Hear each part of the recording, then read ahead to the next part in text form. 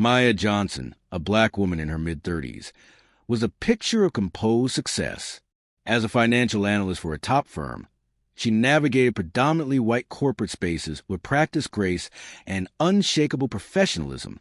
Today, however, was supposed to be simpler. She was on her way to Chicago to close a career-defining deal, a deal she poured months of her life into. Her carry-on held meticulously prepared presentation, her mind a quiet confidence. All she wanted was an uneventful flight. The stakes were high. This deal meant a promotion, a chance to finally exhale. Her deepest desire was to be seen for her competence, her humanity. Her quiet fear was a familiar sting of being unjustly singled out. The airport bustled with the usual organized chaos. Boarding for Flight 714 to Chicago was orderly. Maya found her window seat, settled in, and mentally ran through her talking points for the meeting. The hum of the cabin was a neutral backdrop to her thoughts. Then, the first discordant note. As she was stowing her briefcase, a gate agent, after a cursory glance at her boarding pass, said, "Ma'am, we need to do an additional security check on your carry-on." Random selection.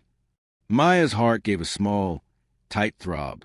She watched as other passengers, mostly white, streamed past, unbothered. The random check was anything but. It was invasive, slow, and performed with an air of suspicion that made her cheeks burn. She barely made it onto the plane before they closed the doors, her composure strained. She tried to shake it off. "It's just one thing," she told herself. But the flight attendant who checked her seatbelt offered a curt nod, a stark contrast to the warmer greetings she'd given passengers in the rows ahead. Later, when Maya requested a blanket, the attendant seemed to forget, only remembering when a white passenger nearby asked for one as well. Then came the request to move. A flight attendant, a different one this time, approached her. "Ma'am, we need to reseat you. There's an issue with this seat." Maya looked around. "What kind of issue?" "It's a weight distribution matter," the attendant said vaguely, not meeting her eye. Maya, an analyst, knew that sounded off for a single seat change on a Boeing 737. She was moved to a less desirable middle seat further back. The original seat remained empty for a while, then was occupied by a white man who had apparently requested more legroom. The microaggressions were piling up, each one a small cut, but the definitive moment, the one that shattered her attempt to remain stoic, came from a man now seated beside her in her new, cramped row. He was a portly white man, Mr. Henderson, who'd been grumbling about the delay caused by her random security check. As Maya tried to open her laptop to review her notes, he leaned in, his voice a stage whisper laced with condescension. "You people get everywhere, don't you?" Probably one of those affirmative action hires, slowing things down for the rest of us. His words, ugly and unprovoked, hung in the air. Maya's breath hitched. She looked at the nearest flight attendant, Ms. Evans, who had clearly overheard. Instead of addressing Mr. Henderson, Ms. Evans looked at Maya with a practiced, plastic smile. "Ma'am, please let's not cause a disturbance. We're trying to ensure a pleasant flight for everyone." A cold wave washed over Maya. Disturbance? She was a disturbance? Not the man who had just verbally assaulted her? It was then that the fog of denial lifted. This wasn't just a series of unfortunate coincidences or one rude individual. This was a system, an environment that was enabling and excusing this behavior. Her crucial business deal suddenly felt miles away, overshadowed by a more immediate, more personal battle. The decision to simply endure, to remain silent, crumbled. Something had to be said. Something had to be done. A battle raged within Maya. Years of conditioning, of being the calm, professional black woman in rooms where she was often the only one, screamed at her to let it go, to not make a scene. Don't be the stereotype. Your career is on the line. But another voice, fiercer and fueled by a deep, righteous anger, demanded to be heard. Your dignity is on the line. She took a deep breath and unbuckled her seatbelt, her heart pounding a nervous rhythm against her ribs. She found Ms. Evans near the galley.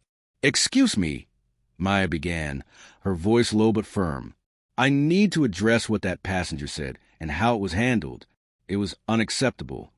Ms. Evans, the head flight attendant, turned with an air of strained patience. Ma'am, as I said, we are very busy. Perhaps you misunderstood him. Our priority is the safety and comfort of all passengers. She emphasized all as if Maya was being selfish. I'm sure he didn't mean any harm. He was overtly racist, Maya stated, her voice gaining strength. And your response was to silence me, not him. Ms. Evans' smile tightened. I'm sorry you feel that way, but we can't get involved in personal disagreements. Airline policy. The casual dismissal, the wall of policy, felt like another slap. Mr. Henderson, noticing the exchange, smirked from his seat. Defeated for the moment, Maya returned to her seat, her mind racing. She noticed a young Latina woman across the aisle give her a brief, sympathetic look before quickly looking away. An ally in spirit, perhaps, but too intimidated to speak up. The isolation felt immense. A short while later, Maya watched as Ms. Evans treated another black passenger, an elderly gentleman struggling with his overhead luggage. With similar impatience, a stark contrast of solicitous help offered to a white woman just moments before. The pattern was undeniable. The conflict was no longer just about Mr. Henderson's comment. It was about Ms. Evans' complicity, the airline's dismissive policy, and the chilling realization that her success, her professionalism, meant nothing in the face of this insidious bias. The stakes of her Chicago meeting paled in comparison to the stakes of her own self-worth. As the plane began its initial descent, Miss Evans approached Maya again. Her smile was gone, replaced by a stern expression. "Ma'am," she said, her voice low and carrying a clear threat. "If you cannot remain calm and refrain from further accusations, we may have to involve security upon landing to escort you off the aircraft for disruptive behavior." That was it. The veiled threat, the attempt to paint her as the aggressor. For a moment, Maya felt a chill of fear. They could tarnish her reputation, cause her to miss her meeting, impact her career. This was how power protected itself. Then, a surge of clarity. This was bigger than her. If she backed down now, she was letting them win, letting the Mr. Hendersons and Miss Evanses of the world continue to demean and dismiss people who looked like her.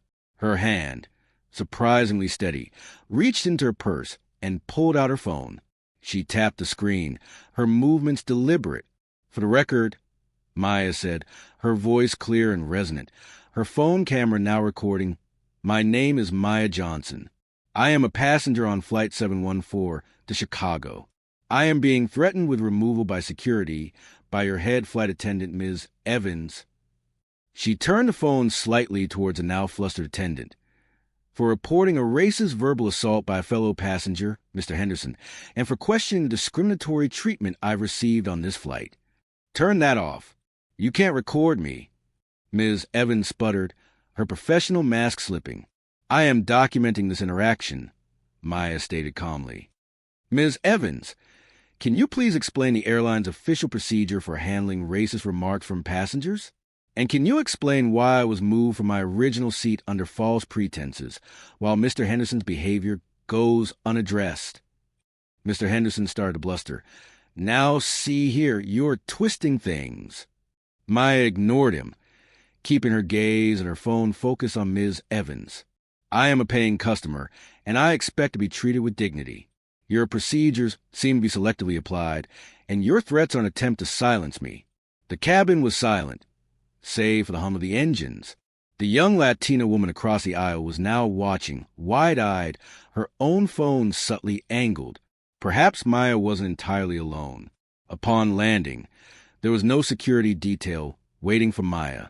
Perhaps the sight of the recording and the dawning realization of a potential PR nightmare had given the airline pause. Maya walked off the plane, head held high. The first thing she did in the terminal was email the video to her lawyer. Then she posted a concise, factual account of the incident, along with a key clip, to her social media. By the time she checked into her hotel, her post was rapidly gaining traction. Hashtag Flight 714 Injustice was trending. The airline initially issued a bland statement about looking into the matter. But as outrage grew, fueled by Maya's articulate account and the damning video evidence, a more direct apology followed, along with a promise of a full investigation and retraining for their staff.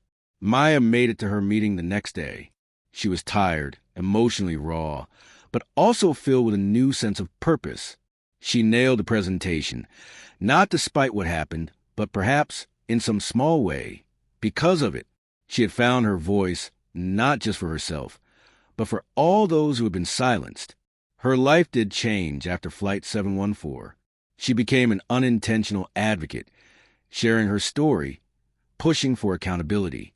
Other passengers, inspired by her courage, came forward with their own experiences of discrimination on various airlines. The incident sparked a much-needed, widespread conversation about systemic bias in the travel industry. Maya Johnson had learned that silence, indeed, was not golden. It was complicity, and her voice, once she chose to use it, was more powerful than she had ever imagined.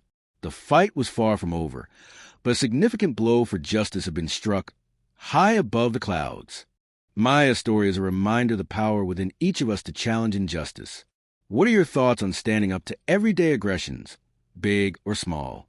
Share your experiences and reflections in the comments below. And if this story resonated with you, please subscribe for more narratives that explore the human spirit and the fight for fairness.